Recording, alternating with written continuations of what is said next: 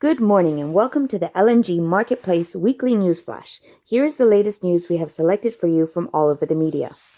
The first building block for Ada Cruises' second LNG-powered cruise ship, to be named Ada Cosma, was put in place at Neptune Wharf in Rostock.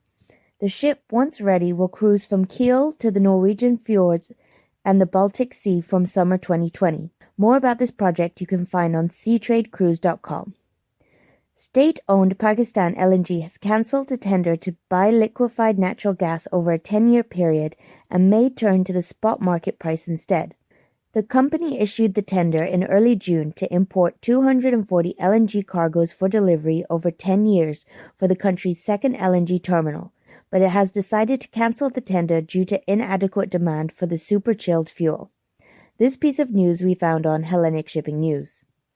Total's first LNG bunker vessel has been launched last week, following the signature of a long-term charter contract between Total and Mitsui O.S.K. Lines in February 2018.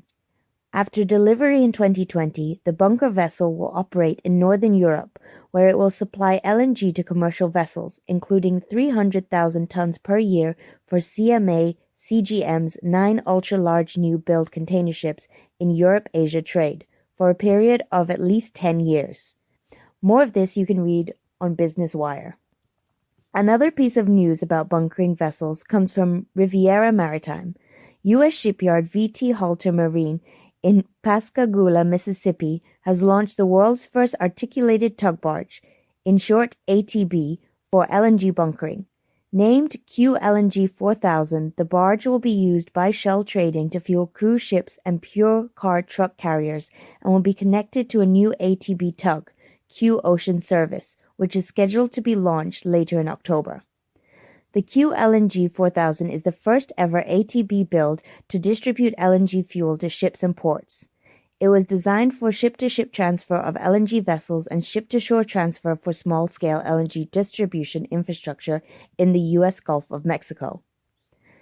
Santos Limited agreed to buy ConocoPhillips Northern Australia business for $1.4 billion in a deal that will boost the Adelaide-based oil gas producer's position in the growing Asian liquefied natural gas market.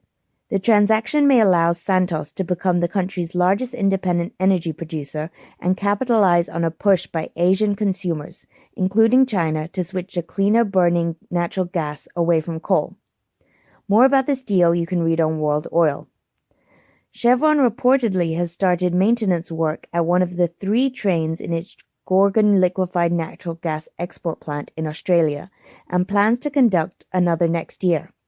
Chevron plans to shut down more than half an LNG train at the facility from October 11th to November 29th, and more than 1 LNG train from May 23rd to July 11th next year. This piece of news we found on Seeking Alpha.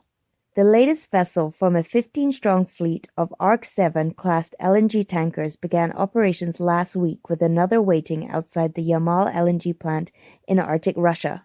Nikolay Urvantsev delivered its first cargo from Yamal to France, while Georgy Ushakov has been stationary just outside the entry point to Gulf of Ob.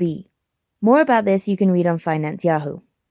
Total SA is spending $600 million to expand its presence in one of the world's fastest-growing natural gas markets.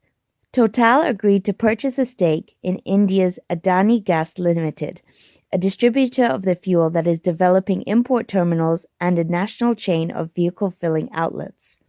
The deal gives the world's second-largest LNG player a footprint in the market where annual LNG demand will hit 28 million tons by 2023, making it the 4th biggest importer of the fuel. This piece of news we found on World Oil. And that's it for this week. Tune in next week for more news, and until then, thanks for tuning in.